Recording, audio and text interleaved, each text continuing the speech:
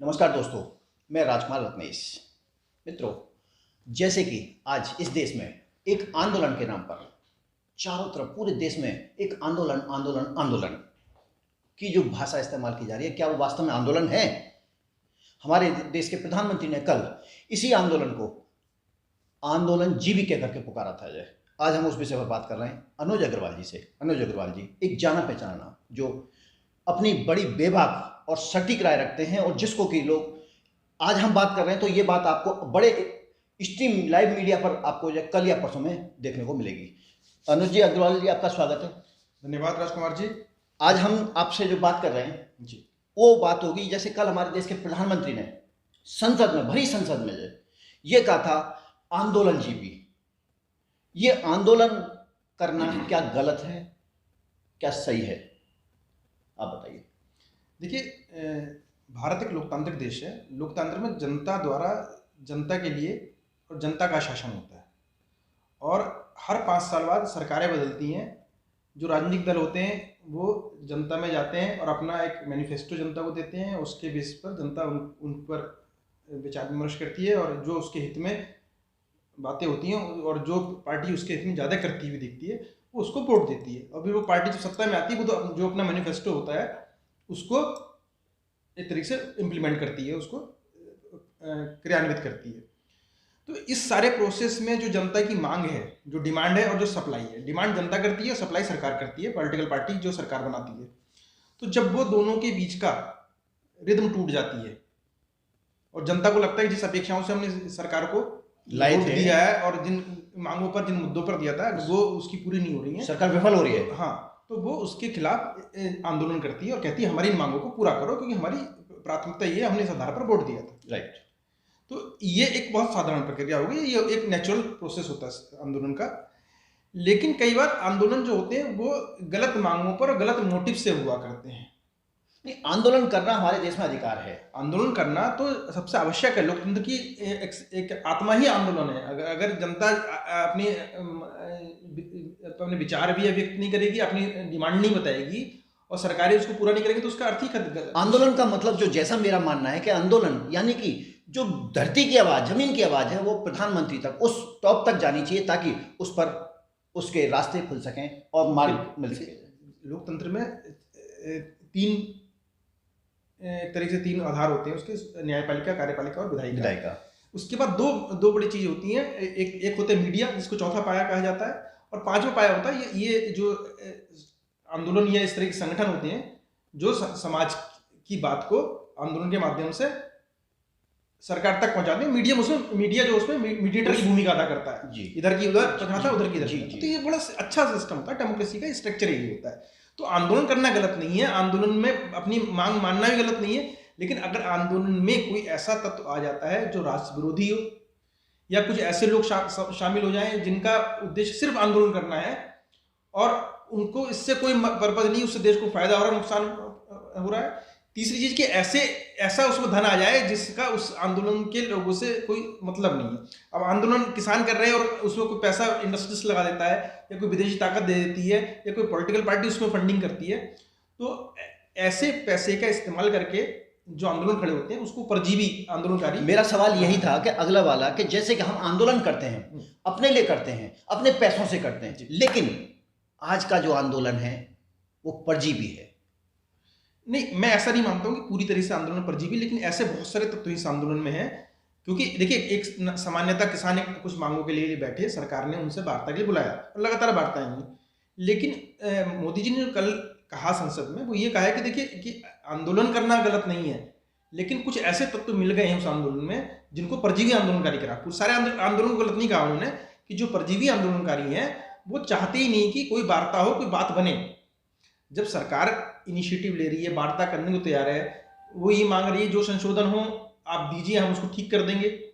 जो उनके डर है उन पर कल प्रधानमंत्री जी ने बिल्कुल कहा कि हम वो ऐसे कोई डर है ही नहीं, हम उसकी पूरी गारंटी दे रहे हैं। तो जो संसद भारत की आत्मा है, एक तरह से पूरे भारत का प्रतिनिधित्व करती है, उसमें अगर प्रधानमंत्री को आश्वासन देते तो एक तरीके से कानून होता है, लीगल उसकी वैल्यू होती है। फिर सुप्रीम कोर्ट ने एक समिति बना रखी है 3 बड़े सीनियर विशेषज्ञ, उसको तो मान ही नहीं रहे। उसमें भी जाकर आप अपनी बात कर सकते हो। कुछ आंदोलनकारी नहीं मानने, लेकिन पूरे देश की सैकड़ों किसान संगठनों ने वहां पर प्रतिवेदन दिया है। अपनी बातें रखी हैं। तो कुछ मुट्ठीभर लोग अगर कोई आंदोलन कर रहे हैं और उनके साथ कुछ नीति स्वार्थ मिल गए हैं, और वो जो आंदोलन वादी तत्व है जो कहीं ना कहीं से फंडेड है, चाहे वो खालिस्तानी मूवमेंट से पैसा ले रहे हो, चाहे पॉलिटिकल पार्टी से पैसा ले रहे हो, तो उनका पर्पज ये है कि स्ट्रक्चर बनाना है आंदोलन का। तो ऐसे लोग हावी हो गए, पूरी जो स्ट्रेटजिस्ट हैं आंदोलनकारी की कोर टीम है, उनको डिसीजन मेकिंग में ऐसे लोगों का प्रभुत्व हो गया। विदेशों से हम जो लोग देख रहे हैं, एक आवाज उठ रही है एमओ धालीवाल की है, वो साफ साफ अपनी वीडियो में ये कहते हुए दिखाई दे रहा है, अगर ये आंदोलन भी समाप्त हो जाता है, अगर ये किसान आंदोलन भी समाप्त हो जाता है, ये वार्ता विफल हो जाती है, लेकिन ये हम इसको पूरी तरह से नेग्लेक्ट करेंगे और खालिस्तान को सबसे आगे रखेंगे। बिल्कुल, इसमें खालिस्तानी तत्व तो घुसे हुए ही हैं बहुत बुरी तरीके से। इसमें कहीं ना कहीं चीन और पाकिस्तानी सरकारें भी घुसी हुई हैं, और कनाडा, अमेरिका, जर्मनी या और भी देशों में जहाँ पे सिख कम्युनिटी रह रही है, उसके कुछ लोग जुड़े तो हुए मैंने इसलिए परजी भी कहा है कि ये औरों पर आधारित है, यानी उनके धन से सारा में जो वामपंथी मूवमेंट पूरी दुनिया में चलते हैं, सोशलिस्ट मूवमेंट, जो कहीं ना कहीं कुछ पूंजीपतियों से पैसा लेकर खेल बिगाड़ने का काम करते हैं। अब आपको मैं कुछ उदाहरण देता हूँ। देखिए, भारत में जितने भी पिछले सरकारों में, जब यूपीए सरकार थी, उस समय उदाहरण देखिए कि पर्यावरण क्लॉज के नाम पर बहुत सारे प्रोजेक्ट रोक दिए गए। तो एक जयंती नटराजन टैक्स चलता था, उस समय जयंती टैक्स कहा जाता था उसको। उस समय जो पर्यावरण मंत्री थी, तो हर इंडस्ट्रियल प्रोजेक्ट को रोक देती थी, हर इंफ्रास्ट्रक्चर प्रोजेक्ट को रोक देती थी, और ये कहा जाता है कि उस प्रोजेक्ट को रोकने में विदेशी ताकतों का बड़ा हाथ होता था, जिनके जो फैक्ट्री बनने जा रही होती थी, क्योंकि उसका हम इंपोर्ट कर रहे होते थे, तो वो अगर इंपोर्ट, हमारे यहाँ फैक्ट्री बन जाएगी, इंपोर्ट रुक जाएगा, तो जो विदेशी कंपनी जो उसको इंपोर्ट को जहाँ हमारे माल सप्लाई कर रही है, उसके लाभों पर असर पड़ जाता है। तो यहाँ पर एक मूवमेंट खड़ा करा देती है एनजीओज को, कुछ जो ऐसे जो आंदोलनवादी लोग हैं उनको फंड दे देगी उनके एनजीओ के माध्यम से, और वो फिर आंदोलन खड़ा कर देते थे। तो यूपीए 2 के फेज में लगभग 800 साढ़े 800 आंदोलन इस तरीके के पूरे देश में चल रहे थे। आप समझ रहे हैं कि कितनी खराब स्थिति थी, और पूरे देश में कहीं पर उत्पादन ही नहीं हो रहा था। अल्टीमेटली हम सारा का सारा अपना जो जरूरत की सामान थे वो आयात कर रहे थे, कुछ चीन से कर रहे थे, कुछ यूरोप से कर रहे थे, कुछ अमेरिका से कर रहे थे, कुछ एशियन कंट्रीज से कर रहे थे, और उन सारे देशों की बहुत सारी कंपनियां अपने सीएसआर फंड के माध्यम से भारत की सैकड़ों एनजीओ को, हजारों एनजीओ को फंडिंग करती थी, और वो फंडिंग के माध्यम से आंदोलन खड़े करते थे, और पूरे देश में अराजकता का माहौल था। ये तो बहुत बड़ा एक सडन था, उस समय भी था और आज भी है। बिल्कुल, हजारों हजार एनजीओ को जब मोदी सरकार आई तो उनकी विदेशी फंडिंग पर रोक लगाई, उनके खिलाफ एक्शन लिए, उनके सारे अकाउंट्स में गड़बड़ थी, उनका एफसीआरए की जो नॉर्म्स थी वो पूरे नहीं कर रहे थे। फिर इसके अलावा ये कुछ खेल खड़े करते हैं, ये सारी जो मूवमेंट्स होती हैं, जो सीएसआर फंड, अंतर्राष्ट्रीय कंपनियां, बहुराष्ट्रीय कंपनियां होती हैं, ये अपनी फाउंडेशन बनाती हैं, जैसे रॉकफेलर फाउंडेशन बना दी, या फोर्ड फाउंडेशन बना दी, या मैक्साइसा फाउंडेशन बना दी। ये डिफरेंट लोगों को अवार्ड देते हैं जो किसी अलग अलग फील्ड में काम करते हैं। तो ये नकली चेहरे खड़े किए जाते हैं, और उनको फिर मीडिया में पॉपुलर कराया जाता है उनके कामों को। ये पूरा एक बहुत बड़ी गिमिक, बहुत बड़ा गेम है। अब आप देखिए कि भारत के में कैलाश सत्यार्थी हैं, उनको नोबेल पुरस्कार मिला है, और बाल श्रम के लिए मिला है कि उन्होंने, अब उस व्यक्ति ने हमारी जो कॉटेज इंडस्ट्री है, स्पेशली कालीन की इंडस्ट्री है, उसका कितना नुकसान किया आप सोच नहीं सकते। भारत में जो स्ट्रक्चर है कुटीर उद्योग का, उसमें पारिवारिक व्यवस्था है, एक परिवार के सारे सदस्य उस कुटीर उद्योग करते हैं। तो जैसे मैं हूँ, मेरे साथ मेरे बच्चे हैं, मेरी बीवी है, वो सबके सब मिलकर कालीन बुनते हैं।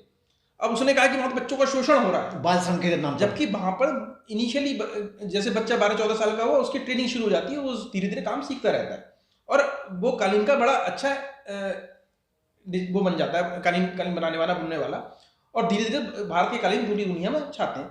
जो विदेशी कालीन की एजेंसियां थी या इंडस्ट्रीज थी, उन्होंने भारत के कालीन को फ्लॉप करने के लिए कैलाश सत्यार्थी को पैसा दिया, और ये पूरा गिमिक खड़ा कराया कि भारत में बच्चों का बाल शोषण हो रहा है, मानवाधिकार का हनन हो रहा है, और पूरा डैमेज करा दिया उसने। तो पूरे अंतर्राष्ट्रीय स्तर पर भारत की इमेज खराब हो गई, और जो लोग विदेशों में भारत के कालीन खरीदते थे, उन्होंने कालीन खरीदना बंद कर दिया।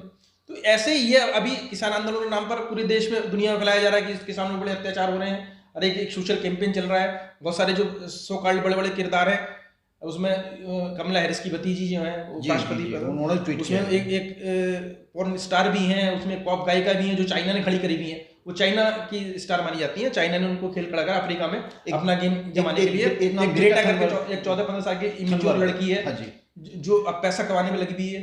अब रॉक स्टार के बारे में आया कि उसे 18 करोड़ रुपए दिए गए हैं। तो एक बड़ा गेम है बिजनेस का, धंधा, ये प्योरली धंधा है। आप मैं एक तरीके से इवेंट मैनेजमेंट कंपनी हो गई, उसने सारा ठेका ले लिया कि हम ये सारे आपको चीज़ें उपलब्ध कराएंगे और आप आंदोलन खड़ा करो और उससे आपको इतना।